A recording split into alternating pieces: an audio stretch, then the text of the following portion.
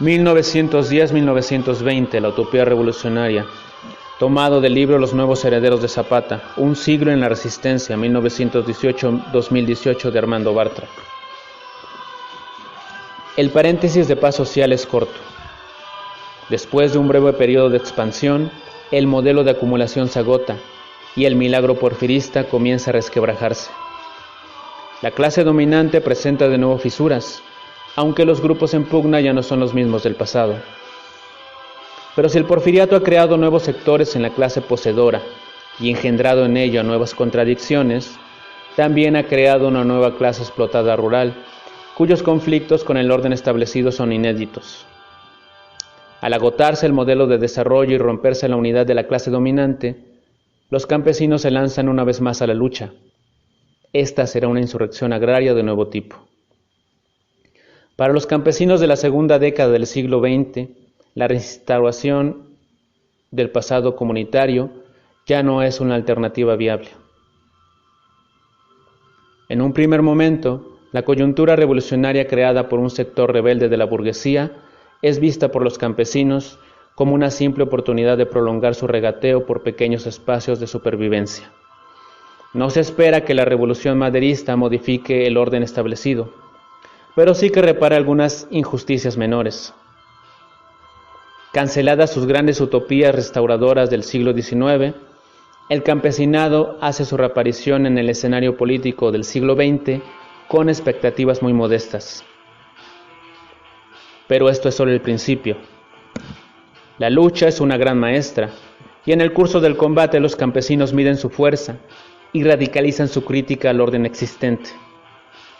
Tras unos cuantos combates, cambia el planteamiento. Ya no se trata de corregir algunos excesos. Hay que arrancar la injusticia de raíz. Y si la utopía restauradora ya no es creíble, hay que inventar una utopía revolucionaria. El proceso de radicalización no es sencillo ni lineal, mucho menos homogéneo. Algunos, como los yaquis, no abandonan nunca sus banderas restauradoras y transitan como extraños por una revolución que los usa y a la que usan, pero con la que no se identifican. Otros en el sureste del país viven la revolución como una guerra extranjera, cuyos actores les mandan emisarios y sobre todo ejércitos de ocupación a los que hay que resistir apoyando a las oligarquías locales. Las banderas campesinas de la revolución llegarán al sureste mucho más tarde y mezcladas con un agrarismo que en el centro es ya institucional. Pero si la utopía revolucionaria campesina no alcanza a todos o no llega a tiempo, es indudable que, en casi 10 años de violentos combates, la alternativa agraria radical, nacida en Morelos y aclimatada en otras regiones, se transforma en una innegable realidad política nacional.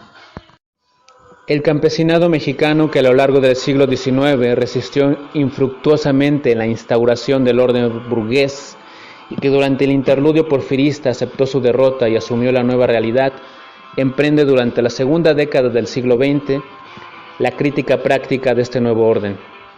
Y esta crítica ya no es restauradora, sino revolucionaria. Quizás en un principio los campesinos se rebelaron porque no querían cambiar, pero puestos a hacer, se decidieron a cambiarlo todo. Para el movimiento campesino, la revolución de 1910 no es el fin de un periodo, sino el principio de otro. No se trata de la última insurrección agraria conservadora, se trata de la primera batalla de la guerra campesina revolucionaria. Con ella no se clausura el ciclo insurreccional del XIX, se inaugura el combate rural del siglo XX. Y este combate se inicia con una derrota, quizá inevitable, pero en todo caso extremadamente fructífera. Con una década de lucha, el campesinado se crea un nuevo espacio económico en la sociedad burguesa. La reforma agraria institucional no es el plan de Ayala, pero expresa una correlación de fuerzas en la que las demandas campesinas pueden ser refuncionalizadas, pero no negadas. Y con la revolución, el campesinado se crea sobre todo un nuevo espacio político. El agrarismo radical puede ser manipulado y castrado por el Estado, pero en la medida en que se va institucionalizando y domesticando en la revolución hecha gobierno, reaparece en el movimiento campesino como una bandera independiente.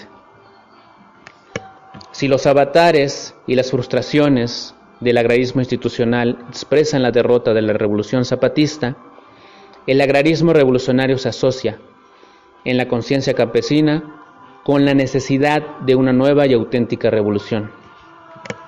Las luchas agrarias posrevolucionarias son la expresión de esta contradicción. Entre el sometimiento y la rebeldía, el movimiento campesino se va deslindando de un régimen burgués cada vez menos adornado de afeites populistas, y el campesinado va descubriéndose irreconciliable con las nuevas formas del capital y constituyéndose en una clase revolucionaria contemporánea. Pero en esta tarea el pasado no es un lastre. La revolución de 1910-1920 dramatiza el potencial político del campesinado y el zapatismo alimenta ideológicamente el nuevo proyecto.